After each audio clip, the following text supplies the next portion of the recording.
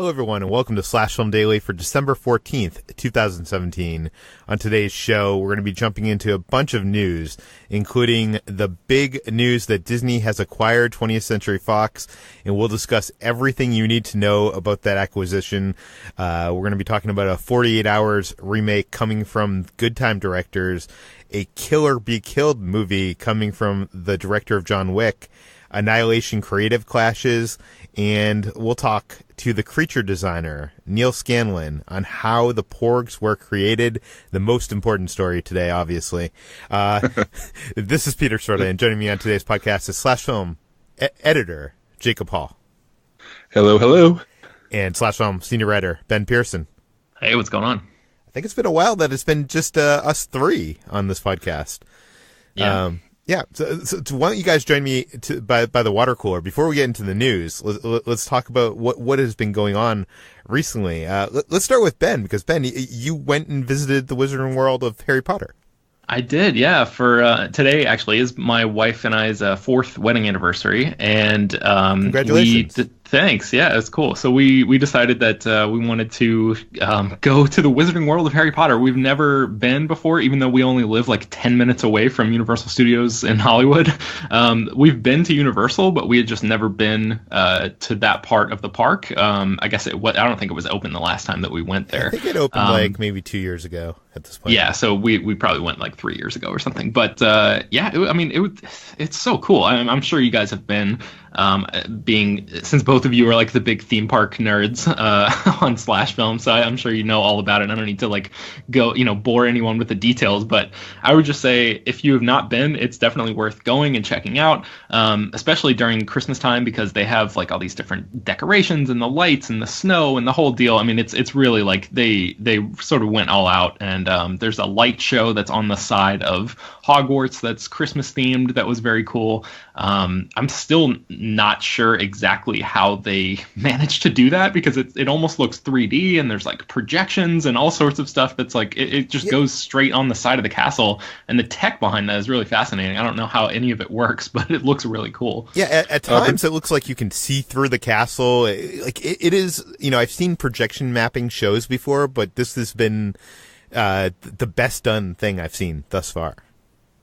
Yeah, it's really awesome. So, we were talking about, neither one of us grew up reading the Harry Potter books. We've seen all the movies, and my wife has read all the books. I haven't read any of them yet, but we were just talking, walking through the middle of all these locations and just sort of marveling at how well it was all put together, and just saying, if we had grown up reading those books, if we were, kids who this was, your favorite property, your favorite fictional property, how going to this place would be hands down the best day of your life. It would be the best thing that you'd ever done, because it's just so well realized. So very cool stuff. Basically, you're saying what it's going to be like when I first step into Star Wars land. Yes. Oh, yeah. Yes. What have I been up to recently? I haven't been up to much. I have, I have talked on the podcast in the past how I became a member of the Magic Castle. I conquered my fears by, auditioning in front of a group of master magicians. And I've even mentioned how in the past, while giving tours, I somehow got suckered into performing magic for, a group of a dozen people I didn't know. I've been pushing myself, guys. Going to the castle every week. I've been making it a point to try to perform. They have impromptu areas of the Magic Castle where you can perform for guests that are there. It's not like a scheduled show or anything. Those are the guys that actually get paid and are amazing. But they have like these impromptu areas where the magician members can perform for people that are just wandering through the castle, and I've been pushing myself more to like do performances. A few weeks ago I had probably one of the most embarrassing things that could possibly happen to you happen, where I was performing a trick that went horribly wrong. During the trick, like as wrong as you could possibly go, and usually in magic, like good magicians, things go wrong all the time, even with good magicians. But they have a thing called outs, which I hope I'm not exposing too much here, but like, if something goes wrong, that they have a plan for it. And they have a way of, if they didn't get your card, your card magically appeared in their pocket or in the shoe or, they make some kind of other magical thing happen. And it almost seems like it's part of the show that they messed up. Do you know what I mean? Mm-hmm. But I was performing this trick, admittedly with a gimmicked deck of cards. And in my mind, there was no foreseeable way of me having an out for the trick, and I basically just had to be like bow my head in shame and be like, "Okay, guys, I messed up." Oh man! Yeah, it was crushing. Thankfully, I was able to perform 2 more tricks for them, and everybody was like, "Don't worry about that mess up. Those tricks totally blew our mind." But since then, I've had a bunch of performances there that have gone smoothly, and now I just got to get to the point of I'm still doing magic tricks, and I don't have a routine or a set of tricks that kind of link to each other. It's not like I have an opener and an ender. I had to come up with that. Right now, it's still just me performing a series of magic tricks. So, but I'm having fun doing it, and it's such a rush to do that for people you don't know, because people it's easy to I think perform the stuff, but and it's a learning experience. I now know with that trick that I did mess up, I know how to make that never happen again. And if that, I have 3 different outs planned if that were to happen. So yeah, so it's a learning experience. I'm having a lot of fun doing it. Jacob, what have you been up to? Well, last night my wife and I were sitting around the house, bored, talking about what to do. And we said, want to celebrate Christmas? We then realized, it's December 13th. And we said, we're adults. Rules don't matter anymore. Let us celebrate Christmas. So we did. We went and we got dinner, went to the Trail of Lights in Austin, which is a big Christmas lights display. Came home and opened gifts. And that's when I learned that's what being an adult is. It means being able to disregard when Christmas is and have Christmas on your own terms. And it was great. Because we're traveling during Christmas, visiting my family in San Antonio, her family in Dallas, and just a total mess of not being able to actually enjoy each other and enjoy each other's presents on Christmas. We're just too busy getting in and out of cars and trying to make sure that things don't burn down as I talk to in-laws.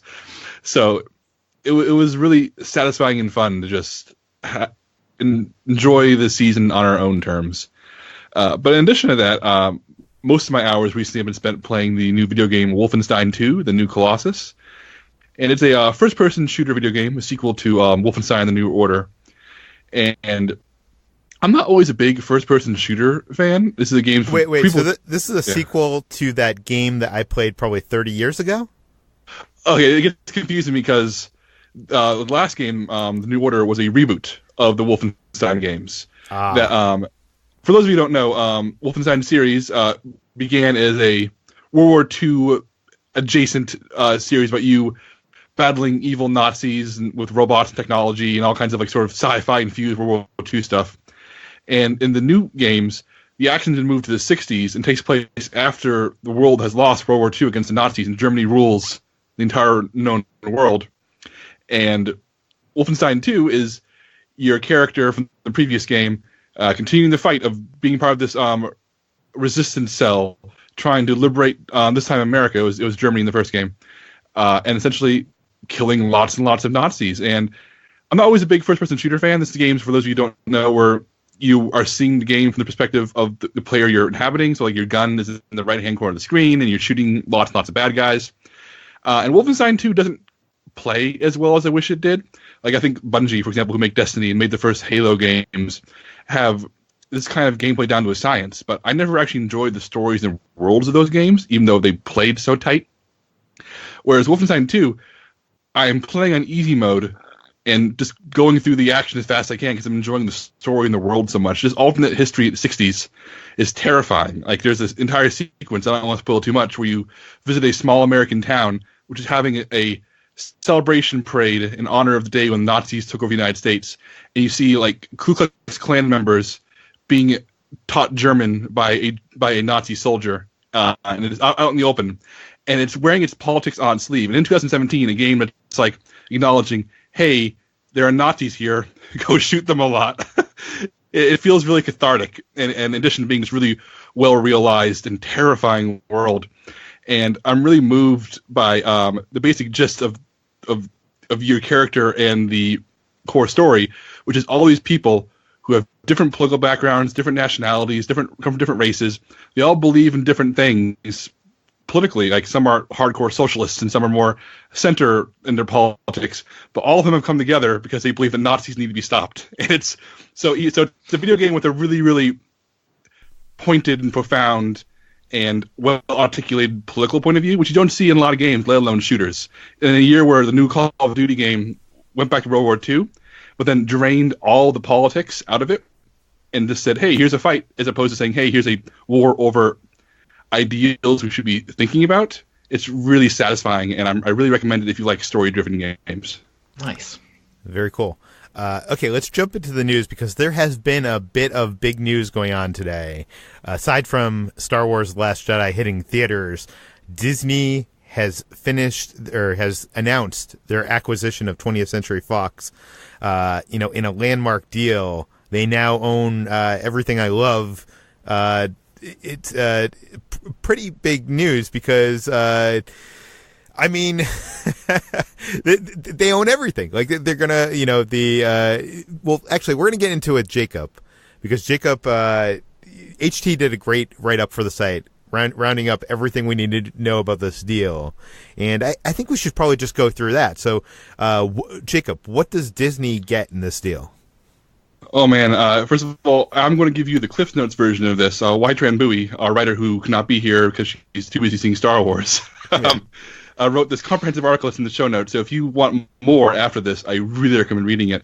But what Disney gets for their $52.4 billion is 20th Century Fox, the film studio, Fox Searchlight, the FX and National Geographic channels, Fox's regional sports networks, as well as the majority ownership of Hulu.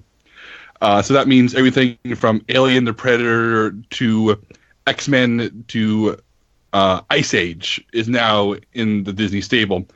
And and that includes like The Simpsons and Family Guy. All these shows that have been Fox staples for years are now owned by Disney, and it's kind of insane. Okay, so what does this mean for Fantastic Four going to Disney?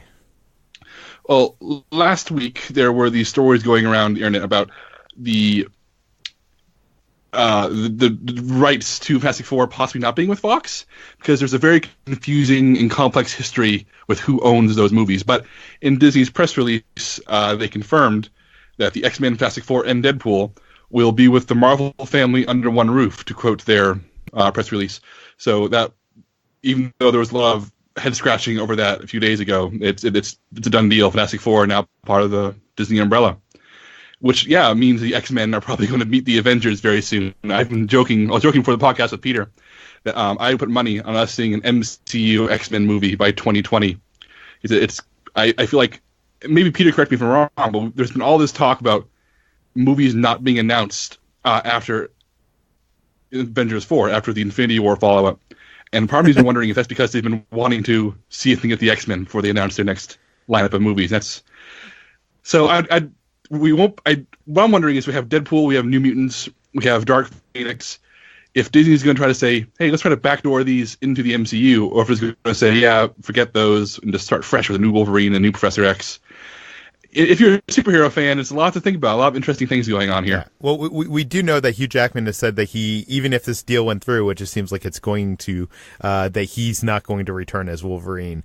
I guess the big question is, do you think they are going to integrate the current X-Men as we have it in Fox into the MCU, or even are they going to have to reintroduce the Fantastic Four again?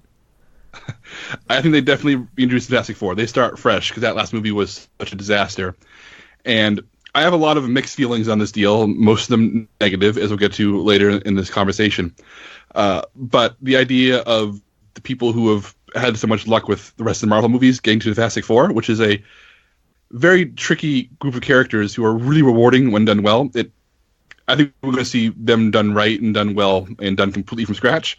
X-Men I'm very curious about because I feel like I don't think Disney will want to waste New Mutants or waste Deadpool 2. I think they're going to try to find a way to maybe carefully ease the elements they like into the MCU, but I'm prepared to be wrong. I mean, I don't know what's going on beyond what's in the public eye right now. Okay, so, they are doing Deadpool, they are doing R-rated Fox movies. What is going to happen to those?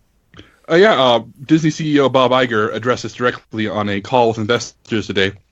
I'm going to quote him real quick. Deadpool clearly has been and will be Marvel branded, but we think there might be an opportunity for a Marvel R brand for something like Deadpool. And as long as we let audiences know what's coming, we think we can manage fine. So he's suggesting, we're going to release Deadpool 2 unaltered, and we may keep our door open to future Marvel R-rated movies, which is a big change because the MCU, I'm a big fan of these movies, have always been sort of sanitized and regulated, even when they are allowed to do some fun, silly things. It's always kept on a certain family-friendly level.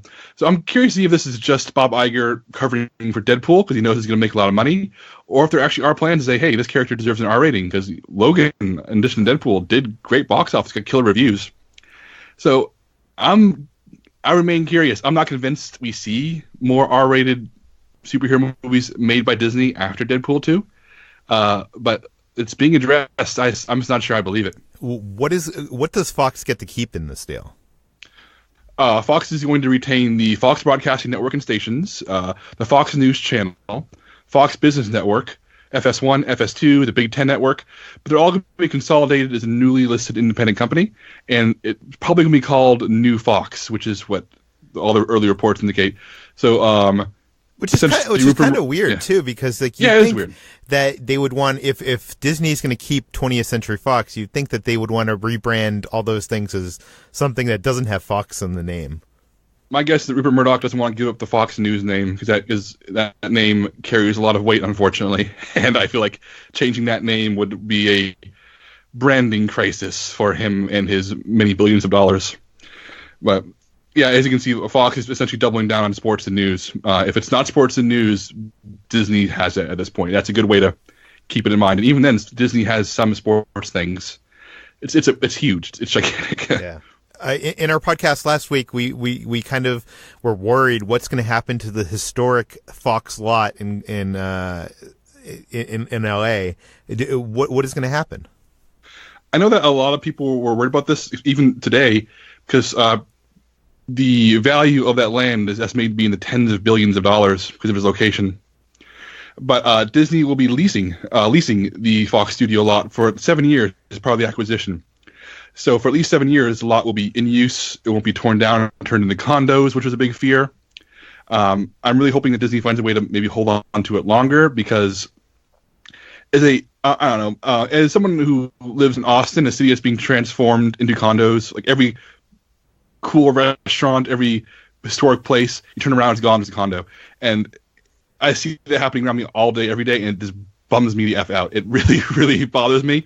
And so I'm really hoping that the Fox studio lot stays open so that people can have jobs, so that those studio spaces can be used to make more great movies, and so that a place that's quite frankly historic can be preserved, because I'm tired of American history being wiped over to build condos. It's disgusting, and it's happening everywhere. Okay, one thing that really worries me about this deal is that, reportedly it was bought in a lot of stock. So now Rupert Murdoch is the largest stockholder in Disney? I've seen that being said around. It's not listed specifically in our write-up that Ytran did. So what we can tell you is that Fox investors own 25% of Disney, and Rupert Murdoch does own a substantial percentage. But he has apparently expressed no interest in being a part of the company. He will not be offered a seat on the board, and he's going to be focusing on his new company. So that was my fear too, because Disney, for all of the things it does wrong, does a lot right when it comes to making movies I think are ethical and socially progressive and come from the right place in the heart. I guess Frozen is a random example of a movie that I feel represents New Disney, a very successful juggernaut franchise that's also about treating people with respect and accepting people for their differences. That's the kind of Disney that we've been seeing over the past few years, and which Murdoch does not stand for. But if all the early word is an indication, he's just essentially going to take his money and run, and hopefully won't have any actual say moving forward and won't have a position at the company itself. Okay, we got to jump ahead here. How is this going to affect the rest of the media/entertainment industry? Well, Disney's going to dominate about 1/3 of the entertainment industry. Naturally, a lot of other rival studios are trying to wonder how they can battle this, because Disney was a huge number one in box office last year, beating out Warner Brothers by, I think it was $1 billion. It's insane. And so that has a lot of studios scrambling. Does this mean, like, as every other smaller studio want to be eaten by a bigger studio? Does it mean Paramount and Universal have conversations about merging? It's a Wild West out there now, and the big worry here is that as more and more of these studios maybe start worrying about the future and start worrying about competing with Disney and Fox, and they start merging or buying smaller production companies and buying smaller studios, that the already near extinct mid-budget movie starts becoming close to a death. So that's right now the big fear, is just that instead of there being 7 or 8 major competitors in Hollywood, there'll be 2 or 3, and that nobody wants. That's not good for anybody, and that's the really scary part about this. Is we talk about superheroes all day long. We talk about how cool it is for Deadpool to show up and say hi to Iron Man. Yeah, that would be pretty cool. I would enjoy that. But we're looking at a move that's going to shake how people make movies and where they make them, and when there are fewer options and one company pulling 1/3 of the strings in town, it's frightening, and everybody's freaking out accordingly. And we're going to go. This episode is going to be long, but one last thing I wanted to ask you about. A lot of people aren't talking about this, but I live in Hollywood, and a lot of people I know work at these studios. What is this going to mean for their jobs? Like, are people going to lose their jobs? Short answer, yes. Long answer from Disney's press release that tries to put a positive spin on the worst thing. The acquisition is expected to yield at least $2 billion in cost savings from efficiencies realized through the combination of businesses. So that is really gross lawyer talk for firing a whole bunch of people and saving a lot of money. And that means $2 billion worth of people, and that's a lot of people, and that's bad. That's a steal. Yeah, we get X-Men and the Avengers, hooray! But a lot of people are out of work, a lot of good, hardworking people, and that's not just. I feel like Peter can attest to this. Hollywood isn't just a bunch of actors and directors like making movies and telling stories and like doing the highfalutin art thing you imagine movie making to be. It's a lot of people with families doing blue collar work, like working in offices, working on sets, like doing the jobs nobody talks about. Yeah. And these are people who I think are going to be suffering, and that's really upsetting. Yeah, and there's a lot more to HT's article, so if you want to know what's going to happen to Hulu, what does this mean for Disney's upcoming streaming service, and much more, head over and read HT's article because it is fantastic. But we must move on in the news. Ben, is Ben alive? He's still there. God, guys, I'm just so depressed. This that entire conversation is so depressing to me. Yeah. No, today, you know what, guys, this is weird because today a Star Wars movie comes out, and for some reason this Disney Neal, I should be so excited about it, but it's kind of depressing. I should be in the fanboy side of things, of being excited of X-Men returning to the MCU, but all the things that Jacob's saying are really hitting me, and also this net neutrality thing could mean some bad things to the world as a whole, but also to us as a company that produces content for the web, which now can be controlled by however the internet companies want to. And I should be happy that Star Wars is coming out today. I'm kind of depressed. But Ben, okay, let's try to move on. Let's talk about some other stuff. There's a 48 Hours remake in the works from the Good Time directors. What do we know about this? Yes. So Walter Hill's 1982 action comedy 48 Hours is being remade by Benny and Josh Safdie. Safdie, I think is how Safdie. Safdie. Okay. So they are the brothers, the directing duo behind Good Time, which is a critically acclaimed indie thriller that came out this year. And yeah, they're going to be the ones who are making this 48 Hours remake. So the original movie starred Eddie Murphy and Nick Nolte, and honestly, the first like gut reaction I had when I saw this was like, wow, I'm not sure if a 48 Hours remake is going to work, is really going to fly in 2018, presumably, whenever it comes out, 2019 or something, because that movie, while it did arguably popularized the buddy cop genre as we know it today, has some pretty I guess hashtag problematic racial things in that film. I don't know if you guys have seen that movie recently, but I did not grow up watching this movie. I only watched it for the first time a couple years ago, and my memory of it is this really sort of ugly movie that's not nearly as fun as Lethal Weapon, which is saying a lot because Lethal Weapon itself is kind of a dark, has some mental, an exploration of mental health and stuff like that in that movie. So 48 Hours is like darker and nastier than Lethal Weapon. And so the idea of the Safdie brothers and the guy who co-wrote Good Time, Ronald Bronstein, making a 48 Hours remake sort of gave me pause, but then I saw that Gerard Carmichael, who is a stand-up comedian and an actor, writer, producer who created The Carmichael Show on NBC, is also co-writing the script with them. So that makes me feel a little bit better about it because Gerard Carmichael is, sort of known for pushing the envelope when it comes to like discussions of being black in America. He's addressed that in a lot of his stand-up routines. The Carmichael Show itself really, has tackled concepts like Black Lives Matter and gun violence and all sorts of, police brutality, things like that. And then also just hiring a black guy to be essential in the creation of an action comedy movie is sort of like a revolutionary thing. Like, there have been a few over the years, but in large part, this has basically just been like a white guy playland as far as action, as far as genre work goes. So I'm excited that Gerard Carmichael is involved here, and I think without having seen Good Time, but speaking with Jacob, who has, and other people who have seen it, it seems like that movie is sort of raw and unsettling and intense, and that seems like maybe a good match for a modern take on 48 Hours. Jacob, do you have any thoughts on this? I haven't seen 48 Hours. It's one of those classic movies that has escaped me. But talking to Ben about what this movie 48 Hours actually is, I think they're a really good fit. That Good Time is essentially a 101-minute long panic attack. It is intense, and it goes to dark places. And if 48 Hours is a dark movie, like I said, Ben can speak to this. I have not seen it. And then they're a really interesting fit and a suggestion that maybe they're going to lean into that darkness as opposed to try to water it down. Okay, let's jump from... You know what just occurred to me while Ben was talking? I hate to go back to this Fox thing.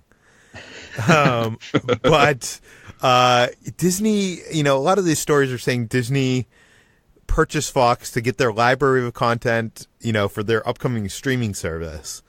And this is announced on the same day that this net neutrality thing is announced.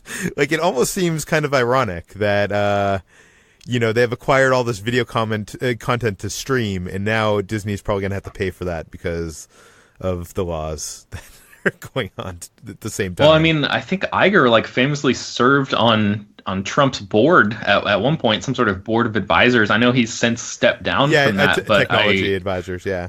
Yeah, I don't want to start any conspiracies or anything like that, but I'm sure there are people who are analyzing that aspect of it very closely, and you may be onto something, Peter. There may be more to that we haven't learned about yet. Yeah.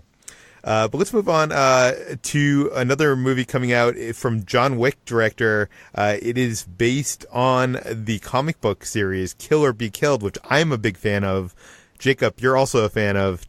Tell us about it. This is a tricky one because the premise of Kill or Be Killed, the comic, is spoiled right away in the Hollywood Reporter's write-up on this. It is the sentence 2 or 3 in the Wikipedia page for the movie. But I'm going to skim around what the movie's actually, or the movie/comics actually about, because I did not know what that was when I first read it, and it blew my mind wide open when I realized what I was reading. But it's going to be in the trailer, right? Like, that has to be the hook of the movie. Which is why I'm going to encourage people listening to this to go read the comic, or buy the first trade, which is less than $10 for the first 5 issues. I think you could swerve around the details and say that it's about a guy that has to become a vigilante and kill bad guys for reasons. For reasons, yeah. Yeah, so I'll start there. It's about a young man who has to become a vigilante and kill people for reasons that you should read the comic or wait for the trailer to find out, because I'm not going to spoil it. But Chad Stahelski, the co-director of John Wick and the director of John Wick Chapter 2, has signed on to adapt Kill or Be Killed. Dan Casey is writing, and Basil Iwanek, I hope I'm pronouncing that name correctly, is producing it. He also worked with Stahelski on the John Wick movies. And what's cool about this is that Stahelski is a former stunt coordinator, former stunt person, and he has an eye for action that you appreciate, that you can appreciate as somebody who actually did a lot of action himself. He knows how to shoot it, he knows how to stage it, because he probably did a lot of stunts that were shot very poorly. He knows how to capture brutal fight scenes and shootouts and fist fights with an immediacy and a style that a lot of directors just can't even touch. And what's great about Kill or Be Killed is that the main character is not a John Wick-esque action hero. He is a normal guy forced to pick up a gun and pick up weapons and try to go kill bad guys. And it reminded me a lot of Jeremy Saulnier's Blue Ruin from a few years ago, a thriller about a genuinely inept man trying to get revenge. He has no experience with killing people, no experience with violence, trying to struggle his way through a revenge plot. And I'm really excited to see Stahelski turn away from doing these hyper-stylized, over-the-top action movies and take a skill set to something that's going to be a little more personal and desperate and brutal. I'm really excited, and I'm sure we can include a link to buy the first trade of this comic from the show notes, because it really is a blast. And it's going to be spoiled for you at some point, so get it out of the way now. It's worth it, I promise. Yeah, and also at the core of the story is kind of this very interesting relationship that I have never seen in any book, movie, or TV show done in that way before. So I highly recommend it, not just for this vigilante storyline, but also the humanity of the characters at the core of this story. But let's move on to Annihilation. We've been talking a lot about the creative clashes behind the scenes. Ben, we have some new word from director Alex Garland. What do we know? Yes, so Annihilation is an adaptation of a science fiction sort of horror book by Jeff Vandermeer.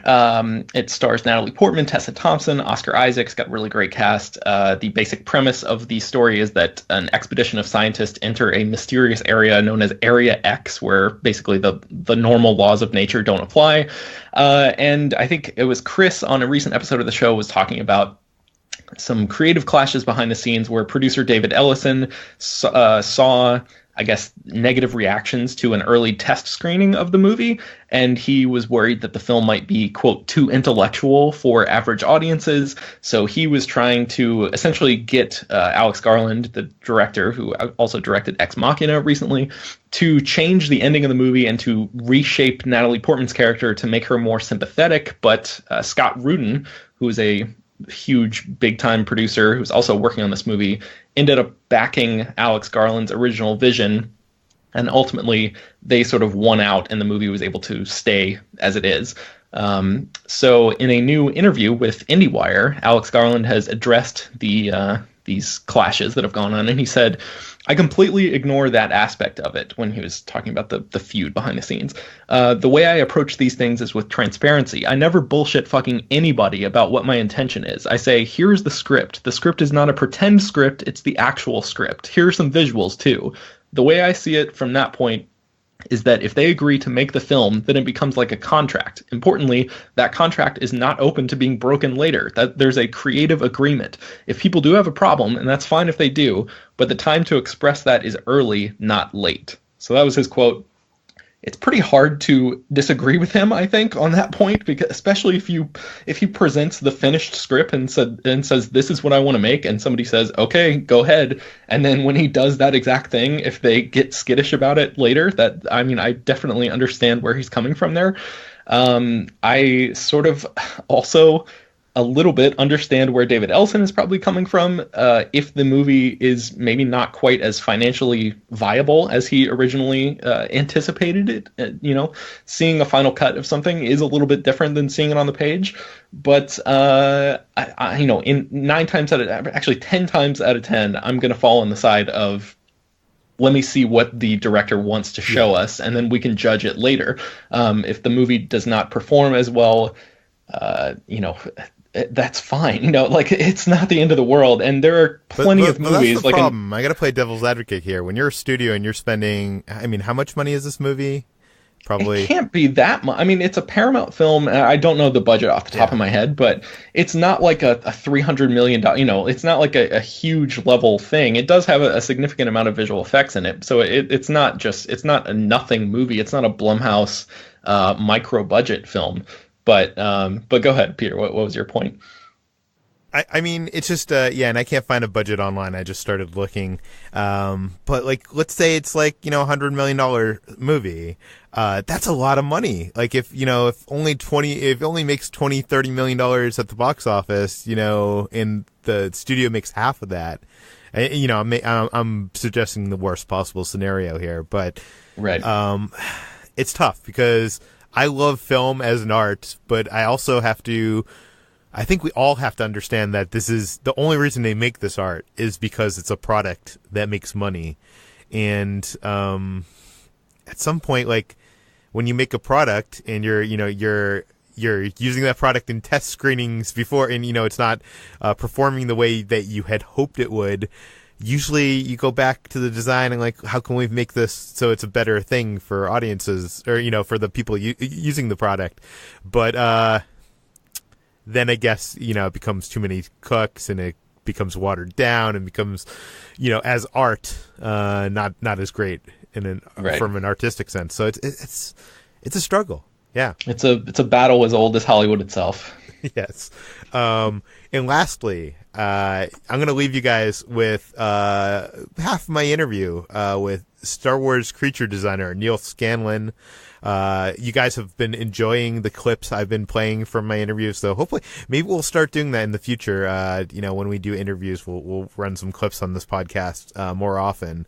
But Star Wars creature designer Neal Scanlan started back with Star Wars on Force Awakens, so he's responsible for that. He is the guy responsible for making those Porgs. So the clip I'm going to play for you now is him talking about how the Porgs were created and, give you some insight. No spoilers, but we'll give you some insights into the creation of Star Wars The Last Jedi's newest creatures. And, here we go. How many practical Porgs were actually created? I think all in all there's maybe about 30 or so Porgs. So again, different technologies to bring them. Yeah. So again, you take we've seen the little Porg that's sitting on the dashboard. That sequence is a moment of a much longer sequence that you'll see in the film. Yeah. For that particular sequence, we will have built maybe 10 or 12 Porgs. It's the same Porg, but it's built in a different pose with a different facial expression, a different ability to do something. And so it's kind of like approaching it as a practical animation. So we know, and there's a joy of working with Ryan, is that he had the movie in his head so clearly that he could say, I can do that with that shot, we can cut to this, that action takes place. And so in other words, when a Porg is standing up, that's anatomically one shape, but as soon as he crouches down, we can't do that. We can't meld and weld our materials in such a way that nature can. So we resculpted and recreate a version, but we know there's a cut between it. So every scene that you'll see in the Porgs, whichever scene it is, there will be multiple Porgs in order to shoot that sequence. Mostly rod operated. They all had internal eyes, internal mechanisms for their eyes and facial expression. And the rod, each one had 5 puppeteers behind it. One either side doing the wings, one doing the head and the body, 2 doing the feet, and another person, if that's 5 or maybe even be 6, doing facial expressions. Obviously, they're in green suits and they're removed. You don't really see them very much. We set each shot up like an effect shot almost. And the idea is, they're cute little characters, and we're acutely aware that it's a fine line to tread between making them too cute that you kind of, the audience don't like it, or not making them cute enough that you kind of, exclude a whole generation of other viewers that would, children, for instance. So it's a very fine line to, and I always, sort of say that the Porgs very much to me were, like your pet dog, puppy eyes. They've got an ability to be able to pull on your emotional strings, and so we were very aware that within the sequence that we were hopefully able to do that to the audience. Do they fly at all? Because they're birds. They do fly. They flutter. No, they're not fur. They're feathered. An actual Porg is feathered. 500 feathers in each one. Wow. Yes, put in one at a time. So wait, how do you accomplish them flying? Is that digitally? Digitally, yeah. So there's a perfect example. So we're ground bound mostly. I mean, you could make them fly and use rod removal or process photography, blue screen or whatever. But there's a perfect example of what I'm talking about, which is where you might have a little Porg fluttering around on the ground doing something, and then the moment he takes off, we would initiate the takeoff practically, and then CG will pick up and do the little flutter. We may even do the landing practically, but the bit in the middle is digital. You mentioned before, not in this interview, in a previous interview, that they're related to the caretakers? Yeah, we had a feeling that the island would have had its, in a sense, exclusively indigenous group population of creatures, that, like Australia, one might say that. Yeah. There's no other DNA has made it to the island. And so all the characters that are creatures that you'll see on that island, we felt should have some form of physical or DNA relationship. And so the caretakers, for instance, have feet very similar to a Porg. Their bodies are not dissimilar to a Porg. They're facially not that dissimilar to a Porg. They're just another branch of Darwinism of that particular island that had taken over. So, as are other things that you may see there as well. Yeah. So are you saying that Porgs can only be found on that island in this? That was our theory. Yeah. That was our theory. Was that they will have they are there. Although it seems like they come off that island, so maybe they possibly.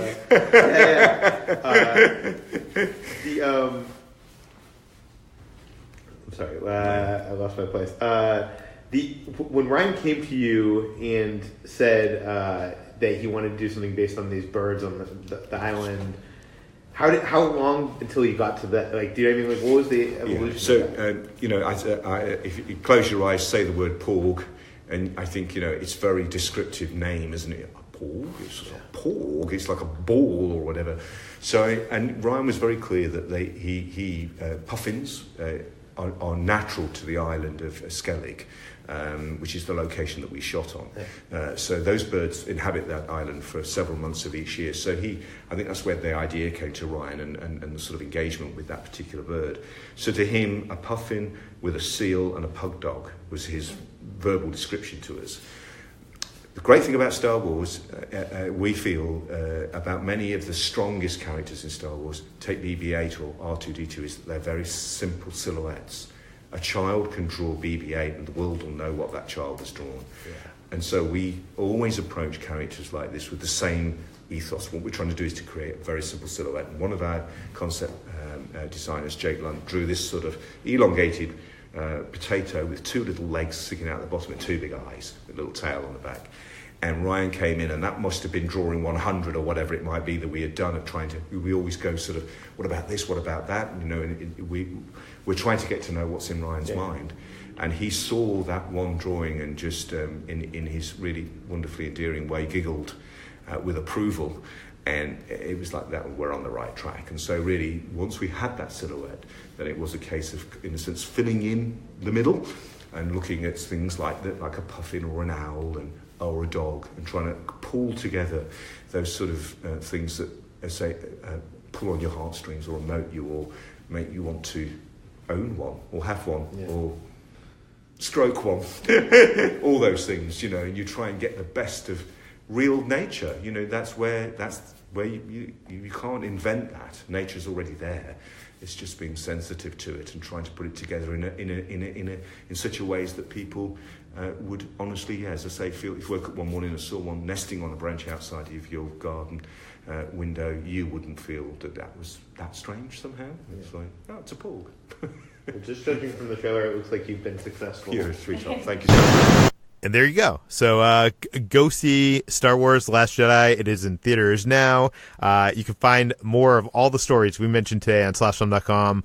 Please go check out HT's big roundup. She really covers the whole Fox Disney deal in a full way and probably answers most of your questions. You can find this podcast, Slash Film Daily, published every weekday on iTunes, Google Play, Overcast, all the popular podcast apps. If you have a question for us, send it to peter@slashfilm.com. Please rate and review this podcast on iTunes, and we will see you tomorrow.